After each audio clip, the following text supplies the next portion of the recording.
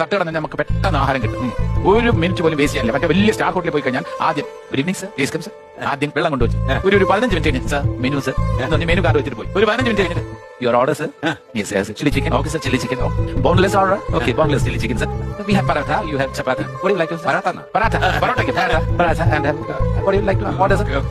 Tell me sir. എനിക്ക് 2 ചപ്പാത്തി, ദോ ചപ്പാത്തി, chicken curry, small size sir, big go, okay big two, okay big two, nice dish sir, thank you sir. Yeah, your English is very good. അവിടെ പോയി കഴിഞ്ഞാൽ കാണുന്നില്ല ഒരു 45 minute കഴിഞ്ഞ് അയാൾ വരും. So let me repeat the order sir.